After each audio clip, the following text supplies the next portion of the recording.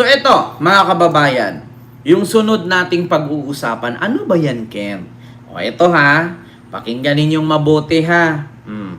Ito po mga kababayan, yung sunod nating pag-uusapan ay patungkol po dito sa mga sinabi ni Madriaga na totoo po talaga. Kaya sa totoo lang, si Sara po, kulungan talaga ang bagsak ni Sara. Mga kababayan, alam nyo kung bakit kulungan ang bagsak ni Sara? Ito po yan. Ito daw mga magsasaka na inagawan ni Harry Roque ng lupa doon sa Maribeles, Bataan. Lumapit daw pala ito kay Robin Padilla or sa opisina ni Robin. Dinedma lang daw sila. Gaano katotoo yan, Senator Robin?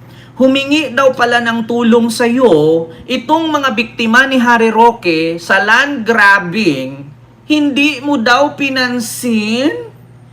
At pangalawa, bukod sa opisina ni Robin, mga kababayan, Ma'am Etienne Blue, hello po.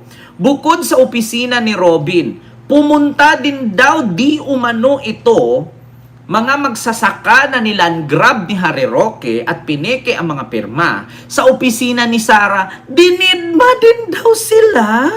Kaya daw, si Madriaga na ang lumapit kay Sara. Pero ang sagot ni Sara, dinimanda mo si Roque para mo na ring dinimanda ang mga Duterte. Diba? Kita ninyo mga kababayan? Kita ninyo? So, ibig sabihin, alam pala nila itong mga pangyayaring ito kaso hindi nila tinutulungan. Kasi bakit? Malaki ang bigay ni Roque sa mga campaign nila nung nakaraang eleksyon. Malaki ang inabot na donasyon ni Harry Roque kay Sara Duterte, 36 million galing sa Pogo together with Harry Roque. Magkano kayang bigay ni Harry Roque kay Robin? 'Di ba? Magkano kaya? Kaya sa totoo lang mga kababayan, accurate talaga itong sinasabi ni Ramil Madriaga, no? Pero sa katotohanan mga kababayan, wag muna tayong kakagat 100%. Siguro mga 50% lang, 50-50 muna tayo ngayon. Pwede nating sabihing accurate lahat ang kanyang mga sinabi at detalyado, pero meron pa kasing time niya na pwede magbago ang statement niyan. Kasi according nga sa sinabi ng abogado, nagtatampo lang. So kung nagtatampo lang, may possibility pagka, di ba, naalala ninyo ang biik, pag hindi pinapakain, mga ganon, di ba? Tapos pag kinakamot-kamot mo yung tiyan, humihiga na. May mga ganyan, mga kababayan. So eto, mga kababayan, ipapanood ko sa inyo itong naturang video ni Peebles Cunanan or ni Peebles Talakera. Alam ko napanood nyo na ito. So, good morning mga katalakera. Nandito po tayo ngayon sa Bataan. Papunta na po ako dun sa terminal sa may dito Ma'am sa Arvin Villegas, silo po. Bato Baka. Meron kasi terminal dito na papuntang Balanga. After ng Balanga, sasakay pa uli ako na papuntang Maribeles. Para kausapin natin yung mga hiningal ako na biktima ni Harry Roque sa kanyang land grabbing. Dahil sa Pogo na yan, illegal Pogo. Humanda ka ngayon sa akin, Butanding. Ipapakita ko sa iyo. Ako mismo ang nagpunta. Ay, hiningal ako. So, ayan po. Ayan, nakikita nyo. Nandito lang sa Bagak. Ayun daw yung station. Bagak Bataan. Talagang tatrabahuin ko to. Ipapakita ko sa inyo na napakawalang hiya ng tao na yan. Ay, nandito ba si Duterte? ICC? ICC ba yan? Ay, akala ko ICC. Sorry na. Kala niya ICC. Ayun yung station. Ayun po yung station. Pakinggan nyo lang mga kababayan. Ito na po yung station. Papuntang Balanga. Bataan. Maiksi lang naman to. Yan, sasakay po tayo dyan. And then, papunta po tayo ng Maribeles. Sasakay siya ng electric jeep. So, ayan, sasakay na po tayo. Nikolski papunta tayo TV, ng hello. Balanga. Yan, sakay na po tayo. Ayan po, nandito na po, malapit na po tayo sa bumaba sa may Balanga Station, kung saan naman sasakay uli ako, papunta naman ng Maribeles, at 1 oras at kalahati doon. Naku, accurate talaga, Papunta dun sa mga lugar kung kababayan. saan, yung Actually mga kababayan, accurate talaga itong mga statement ni Ramil Madriaga kasi alam nyo kung bakit, pinuntahan mismo ni Peebles eh. So si Peebles mismo makapag-testify at in-interview niya isa-isa, totoo talaga. So hindi po nagsisinungaling si Madriaga. At according nga sa kanyang abogado mga kababayan, hindi daw pala talaga si Madriaga ang nandun. Pinsan ni Madriaga. Ngunit, nung nalaman daw ni Harry Roque na hindi si Madriaga ang nalagay, pinsan, sinali ulit si Madriaga. Kasi ang akala niya, itong si Madriaga at yung pinsan ay iisa. Ibang pangalan pala ang nalagay ni Harry Roque sa kidnapping. Kaya bukod dun sa pinsan, inilagay na din si Madriaga, Ramil. Nako. yung mga tao na biktima ni Harry Roque. Ayan. Okay po. Ayan. Nandito na po tayo sa terminal ng Maribeles. Sir Almond Lee, hello po. At pupunta naman po ako dun sa kung saan sasakay Ma'am po ako ng Audrina bangka. Malok, salamat po Pupunta ma'am. dun sa lupa na ninakaw ni Harry Roque. Nandito na po tayo sa terminal. Ma'am Lolita, bababa na salamat. po. Oo. Harry, akala mo aatasan kita. Ayan, pupunta na si Peebles doon, lagot. Maghintay ka. Porto po. Kaya lang po, may kasama Ako kayo. lang po. Okay, sige po, biyahe na po. Biyahe na po si ma'am. Ayun po. May tuda-tuda kasi yan. Sa Porto, ha? Ayan na. Mga ilang minuto, kuya, papunta dun sa Porto. Nako. 15 minutes. Ma'am Sandra, hello po. Ayan. Papunta na po tayo dun sa Porto kung saan po ako sasakay ng bangka. Oh. Ang tabayanan ninyo yan mga Papunta doon kababayan. sa tinakaw na lupa. Ni Harry Mga Roque. magsasaka. Kaya Ayan pala, na. ang plano niyo noon ay magtayo ng floating yacht. Nasa dagat pala siya. Oo. Hindi malapit lang yung lupa doon. Tatawid pala ng dagat. Isla pala yan. So, ayan na po, sasakay na po tayo ng bangka. Kaya floating yacht. Nako. Lucky Beach, Harry. Natatandaan mo ba ang Lucky Beach? Yan yung tayuan nila ng Pogo Hub. Tapos, diyan nila dadalhin yung mga tutorturin nila. Ano ba yung lugar na to? Oh. Harry! Mm. For the floating yacht. Pangalan niyo, ma'am? Josephine Masangkaya. Ayan, makikita niyo po na si Mami dito sa beach area. Nagtitinda Oh, ang lang po ganda siya ng beach, araw-araw. oh. Isa to sa mga nabiktima ng First Batahan Holdings na asawa ni Harry Roque na nagsasabi na naibenta niya na raw yung lupa niya pero ang totoo ay hindi niyo po binibenta, Mami, no? Hindi po, ma'am. Pero ang nakalagay Ayan. sa titulo niyo, cancelled na. Hindi na sa inyo yung lupa. Diba? Nakalagay doon kasi na pagmamayari na ng asawa ni Harry Roque ng First Bataan. Naku, naibenta si sa Myla inyo ng 2 Roque million. yun. Nakatanggap po ba kayo ng 2 million? Wala po, ma'am. Wala po kami. May 2 million si Mami. Hindi ito to halo. Kasi laki na to yung choking. Mami, no? Diba? Ayan, Kung may 2 million yan, maramang hindi na ganyan yung kubo-kubo niya. yung mga misteryong ginawa ni di tindahan na maganda na yan. Baklang panot, umuwi ka rito. Kita mo yan? Maawa ka sa mga tao. Naku, patay talaga si Sarah dito. Ilang pamilya kayo nandito? May isang pamilya po kami dito. May Naku, 100 pamilya. dito. Oo, Kaya pala mga kababayan, no, mabilis at hindi natatakot itong si Harry Roque kasi spokesperson nga naman siya ni Digong noon. So may kapangyarihan siya. Pangalawa, 100 tao lang pala yan dyan, pwede pala nilang paalisin agad. Kung dadalhan yan dyan ng isang batalyong sundalo, kapulisan, palayasin sila dyan, di walang magawa kasi 100 lang naman sila. O pag sama-samahin yan, pasakayin mong bangka o kung saan na sila dalhin, di doon na. Tapos ngayon, wala na silang lupa dyan. Alam ko mga kababayan, ito yata yung sinugod sila eh. Tapos, pinuntahan sila ng mga armadong lalaki, tapos hindi sila pumapayag. Kapos maraming nagbibideo, maraming nagla-live. O, 100 pamilya. O, mabilis lang silang paalisin, mga kababayan. kinikita po namin dito. Pinapakti po namin lahat. Okay. So, yung kinikita nyo dito, pinagpaparty-party nyo lahat. So, ibig sabihin, yung kinikita nyo dito, pinagsasama-sama ninyo? Opo, isa lang po. Kaya isa lang po yung counter dito. Okay. dinidivide po kayo lang po kami. Ang galing ng sistema nila, tapos ganyan lang yung gagawin nyo, no? Tapos, So ganun pala ang hanap buhay nila doon, mga kababayan. Halimbawa, may mga nag-aalok, may mga bisita. Kung ilan ang kikitain doon sa mga turista, i-divide sa 100 family. So, yan ang maganda. At least kung ano man ang kikitain nila doon sa island, sa mga cottages, i-divide yan sa 100 family paghati-hatian nila. Doon may panghanap buhay nga naman sila. 'Di ba? kalaban yung sa munisipyo. Oo. Lagi kami pinapakain. Yung taga-munisipyo, no? Mm. Dapat makausap din natin yung mga taga-munisipyo na matulungan din kayo. At sana makipag-coordinate din kayo sa munisipyo na kung kailangan kumuha kayo ng permit, kumuha kayo, magbayad kayo ng ganito, bayaran natin para maging legal.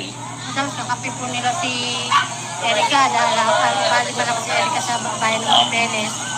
Hindi pa kami nakapag-renew ngayong taon. Kaya, Agree na kayo. Hindi, mag-renew kayo. Ay, hindi ko pala na permit namin. Oo. Sino pupuntahan natin ngayon, ate? Ito po yung may hawak po. Eh no, maraming turista, maraming nagbi-beach. Kinikwento nyo kanina, may 15 pong katao yung binili pong lote lupa dito. Ngayon po yung lupa pong yun, dyan po sa taas, hindi po dito sa Mr. Beach. Ngayon, ang nahabol po noon si Mr. Abris po, yung pong dito daw po sa may beach. Pero hindi po itong dito sa Eh, ano po yung kay-ari ro? Yung po yung 15 katao na nagbenta po sa taas po. Yung sa taas, pero ito yung nabili ngayon. Pero kasi, ang nakalagay din sa cancel title, First Bataan Holdings, pag may-ari po yung Asawa ni Roque. Eh, Hari Roque din yun. Yun So, nga po, dalawa pinalalapas kasi po yan. nila ang nabili po nila 300. Ganito po yan, mga kababayan. Yun kasing style ng asawa ni Roque at ni Roque, magkaiba kasi sila. Si asawa ni Harry Roque, ang nabili, yung nasa baba. Yung kay Harry Roque, yung nasa taas. So, kahit saan doon, kay Harry Roque pa rin. So ngayon, mga kababayan, yung iba doon, binenta yung share nila, yung iba naman, hindi. Tapos ngayon, ang nagtaka sila, kunti pa lang ang nabayad pero fully paid na doon sa papel. Yung iba naman, hindi pumayag, ginaya ang pirma. Kasi gagawin nga daw nila diyan di umano, mga kababayan, parang luxury resort yata na may floating yacht. Kung sakali, mga kababayan, hindi nasilip itong pogo-pogo na to, putang ina, bilyonaryo si Roque. Putang ina, may share pa dyan si alam nyo na, yung gano'n na laging nakasalamin na, I'm your girl. Girl. Naku. hectares po. Pero wala pong 300 hectares. 410 nga daw po yung nabili. Wala po. Kaya meron talaga sila ng napili talaga nila, which is yung nasa taas. Talaga po nagbenta sa kanila. Nagbayaran sa barangay Biyaan. Okay. May mga nagbenta. Pero yung ibang ayaw, Hinulog-hulugan po. Kasama ko yung mister ko doon, si Mr. Victor Mistalero. Okay. Meron din po ba kayo lupa sa taas? Meron po. Na ibinenta niyo sa kanya? Opo. Magkano to? Sa pilitan pong bentahan dahil ang dumating po sa amin, deductil na po. Hindi po talagang dahil ang titulo po, sila na po yung dumukot, hindi po kami. Dinukot po nila yung titulo. Opo. So, ang dumating sa yung deed of sale na. Opo. Nung nagkabayaran na po sa barangay, hindi pa binayaran ng buo. Ngayon po ba nabayaran na kayo ni Harry Roque ng buo? Hindi pa po, 3 years na po yung 3 years na po kayong hindi nababayaran ni Harry Roque ng buo. Naku. Panot. Okay. Tingnan mo yung pinaggagawa mo sa mga tao. Napakaayos mo. Sige po. Natanggap mo na po. Magkano po inatanggap niya kay Harry Roque? Bali, po yun, nasa 1.2 po. Magkano niyo po ba nagbinenta? Kasi po ang po sa kanya doon. Sir Henry Nunez, hello po. Halaga po. 4 million po yung halaga ng lupa. Ang naibigay lang po kay nanay sa kanyang asawa ay 1.2 lang. Ilang taon na po ngayon na nakakaraan? 3 years na po. 3 years mong hindi binayaran. Naku, 4 million ang halaga ng lupa. Ang inabot sa kanila, 1.2 lang. Oo. Tapos ang nakalagay may deed of sale na. O, 'di ba? Saan ka kinupit pa ni Harry Roque. Napunta pa to kay ER de la Serna. Oo. So, panahon pa yan nung nakaupo siya kay Duterte. Naku. Yung po ba, spokesperson pa po siya. Ari, tandaan Naku. mo, isa kang government official. Mm. Hindi ka pwedeng bumili ng ganyan. Bawal yan sa gobyerno. Bawal. Dahil nakapwesto ka eh. Bawal talaga yun. Ikaw may mga katarantaduhan mo. Abuse of power ka din. Naghahabol pa nga po sila dito sa mga binili po nila dito sa taas. Ang pinalalabas po ni Mr. Abris, ito daw pong beach ang nabili niya. Ano po? So daw pong beach, eh hindi naman Hindi po ito yung rin siyang nabili niya. Ang nabili niya po yung taas. Tapos kung gusto nilang akinin to. Tapos may isa pang pumapasok na nangangalang Erica. Na yun naman ang nabili yung party niya. Lahat gusto rin akinin to. Alam niyo, Nako. mga kababayan, kung makikita niyo bakit gusto nila itong akinin, kanina ko pa binibideo. na Kasi napakaganda maganda. ng beach. Oo. Ang ganda ng tubig. Kahit sino mag-aangat dito, kung demonyo ka talaga. Diba? Maganda kasi yung location. Parang Boracay yan eh. Naghintay ako dun sa Pantalan doon ng isang oras may git. Na ang dami kasing sumasakay. Sobrang ang dami pong sumasakay. Mm. Daming tao. Maraming turista Okay, eh. maraming salamat po sa pagbibigay niyo ng oras sa akin na ma-interview ko kayo. Mm. Magtutulungan po tayo. Ha? Lalaban tayo, Nay. Okay? Go! Nako. Haring Panot, punta ka dito, mamulunurin kita. Kaya nang pare-pare ng presyo. Anong tinatanong mo, te? Nay, nasaan yung pera? Ito Ayan kasi na. nga, isa rin po si nanay na mababasa niyo dyan. Ayan, mga Na papel. ibinenta sa kanya Mm. na bayaran na siya ng First Bataan Holdings na pagmay-ari ng asawa ni Harry Roque na si Myla Roque. Patay. Tinatanong niya kung nasa na daw po. Nasa po yung 2 million na binayad sa inyo? Kala nga po eh. Oh, wala. Nako. Kung tawag sa papel na to, Ano ba? Certificate of Condonation with Release of Mortgage. nasa inyo na tong lupa na to, binibigay na to sa inyo ng lupa na to na, Ito po sila yung ano sa... ayan Ferdinand Marcos Jr. Ah, yung lupa pa lang yan mga kababayan ay inaward na pala ni PBBM yan. Ay si Aimee pala, si Aimee Marcos pala ang nag-award niyan. So ibig sabihin, inaward ni Aimee, inagaw ni Roque. Ayan certificate shall automatically authorize, ayan, condone amount of 104,000. Ferdinand R. Marcos Jr. given this day of, nako, Department of Agrarian Reform or DAR. Nako. Anong nangyari, no? Nito lang po yan ma'am inaward sa kanila. Sabi nga po namin, bakit kami wala kaming ganun po. Ito pong inaward na to, plus yung number ng titulo ng lupa ay pareho po ba? Pareho. Pareho po ba? Ayan. Siyempre nakasulat yan eh. Tay, tanong ko lang po kung itong in-award sa inyo. Kasi nag-award si BBM eh, oh. Oh, si Nakasulat yan BBM. si BBM ang nag-award. Pero bakit nakabenta? Si Aimee. Si Aimee ang nag-abot niyan. Pineke. So, etong lupa na to, at etong in-award sa inyo, ay isang lupa? Isa lang. Yung lupa ngayon na to? Inaward kay So, ibig PBBM sabihin, tapos peke dun sa nandito rin papel. yung title, yung number, saka nandito pareho. Ang nakapagtataka po dito, no, inaward na sa kanila ng gobyerno ng ni Ferdinand Marcos. Pero dito, nung panahon ni Harry Roque, ni spokesperson siya, is naibenta. Ayan. Gago talaga tong si Panot eh. Ayan na. At dito po sa Special Power of Attorney, dinaya po ang pirma ni Tatay Roger. Mali ang spelling niya. Banggaya sana yan. Banggaya po siya. Bangkaya siya, ginawang bongkaya. Kaya halatang pineke. Yung bangkaya apelido, ginawang bongkaya. Para masabi na ni tatay yung lupa niya. Dahil hawakan niyo po yung lupa, ay lupa. Yung titulo, Yung mga papel. kuha po kayo ng picture na hawak niyo na pineke yung titulo. Naku. Saka yung hawak na inaward sa inyo ng presidente yung tapos kuha lang po na po yung picture, ha? Ayan. Nung na-ambush yung lawyer na nag-aayos, Ayan yan yung lawyer na pinatay. is magkakabayaran na. So, ibig sabihin, pumayag na kayo na ibibenta na. Pumayag sana ata silang ibenta. Ang problema lang, yung lawyer na pupunta para sa kanila ay pinatay. So, ang mali siguro dun sa utos, dapat bago mo patayin, yung bayad na. Ang problema, hindi pa nabayaran, pupunta pa lang yung lawyer, inambush na. O, di ngayon, yung mga nagmamay-ari ng lupa, umatras. Kasi syempre wala na silang lawyer. Kaya nung binaril itong lawyer, ang pumalit na tumulong sa kanila si Madriaga. Nako, eto na nga. Mabigat Kasi ito. magkakabayaran na. Nandun na kayo eh. Nandun na kayo sa Pampanga, di ba sabi mo, Tijani? So okay na sa inyo na ibenta dapat to.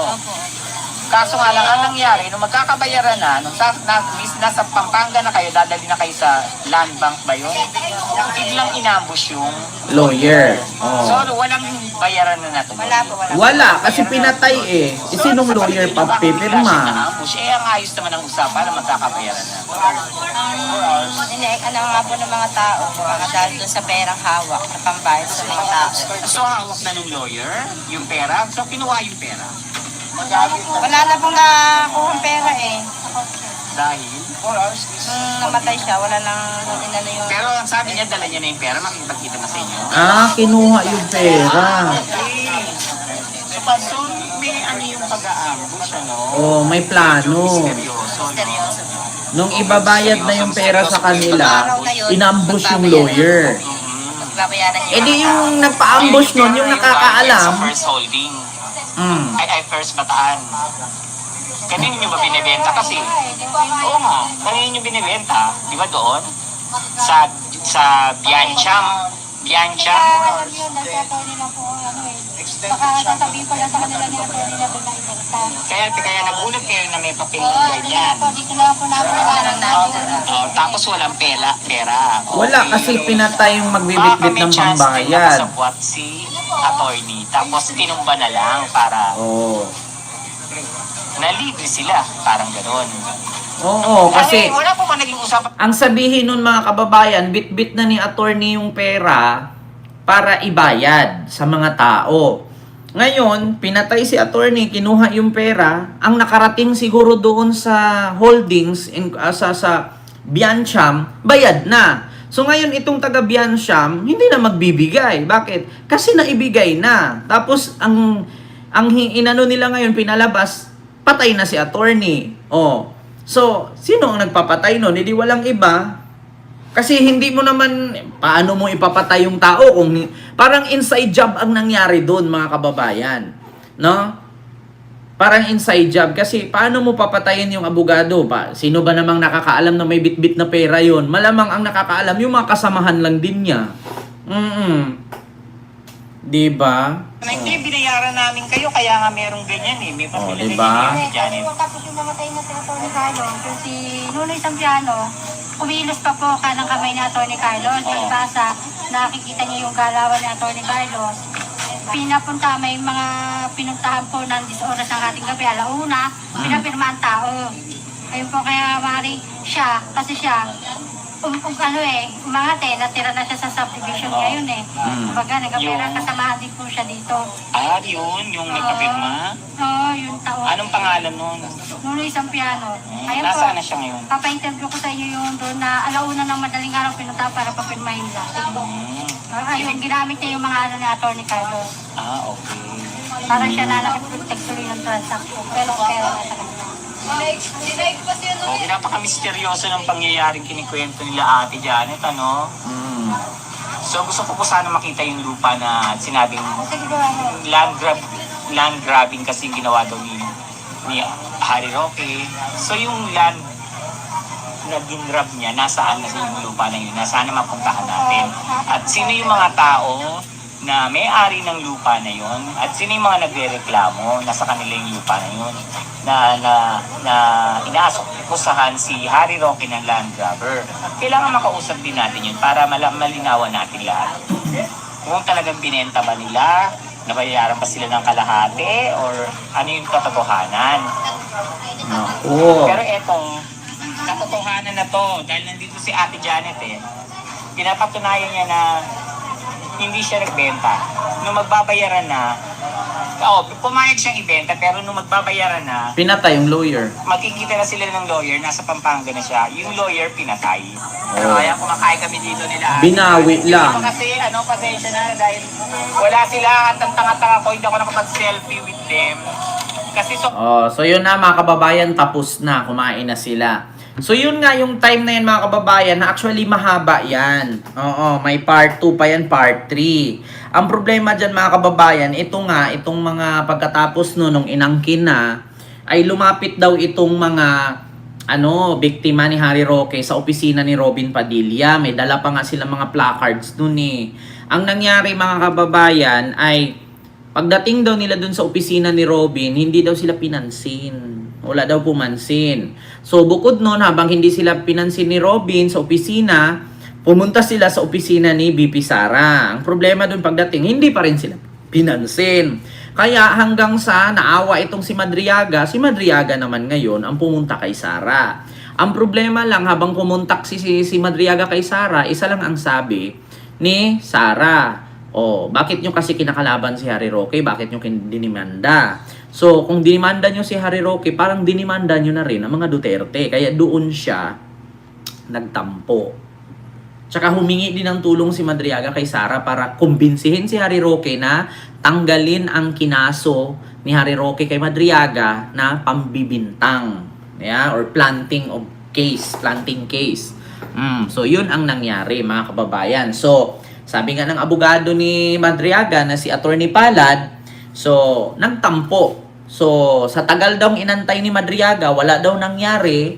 Hindi daw si Madriaga tinulungan ni Sara.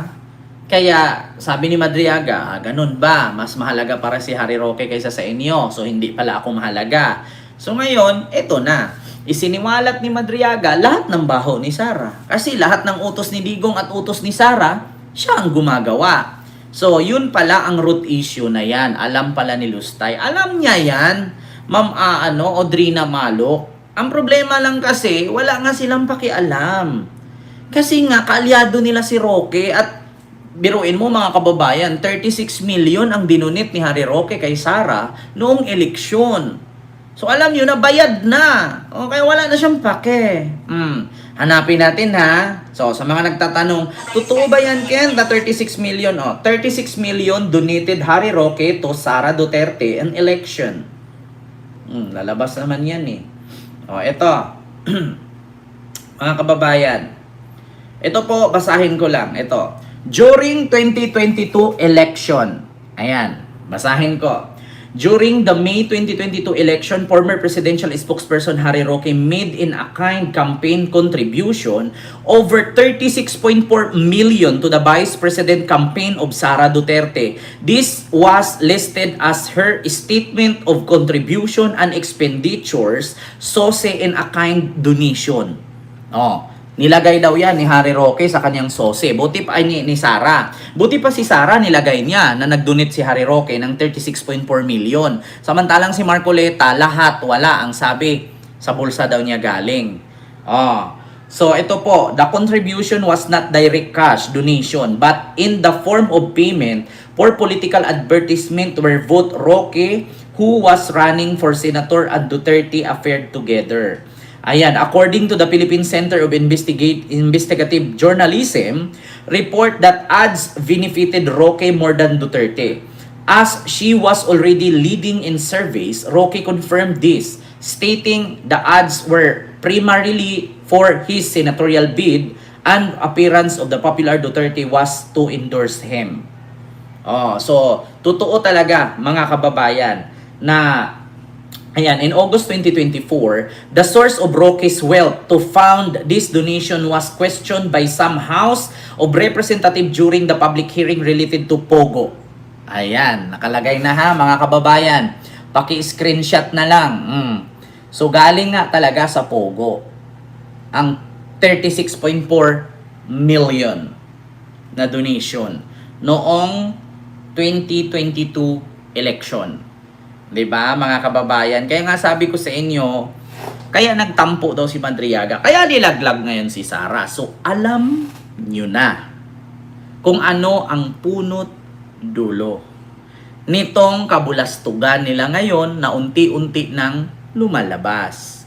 Unti-unti nang nabubulgar. At unti-unti nang umaalingasaw. Wala namang baho, utot nga naaamoy eh. Ito pa kaya buhay ang nawawala. Buhay ang naapektuhan. Buhay ang napapahamak. lalabas at lalabas ito sa tamang panahon. So yun lang, baka babayan yung ating reaksyon ngayong mga oras na ito. So maraming salamat po sa inyong lahat, mga kababayan, no? Mag-ingat po kayo palagi at lagi ninyong pagkatandaan, mapagmatsyag, mapagpanuri at mapagmasid para hindi po tayo maloko at mauto or mabudol ng ating kapwa. Maraming salamat po sa inyong lahat. Advance Merry Christmas and see you next live. God bless. Thank you and bye-bye. See you later.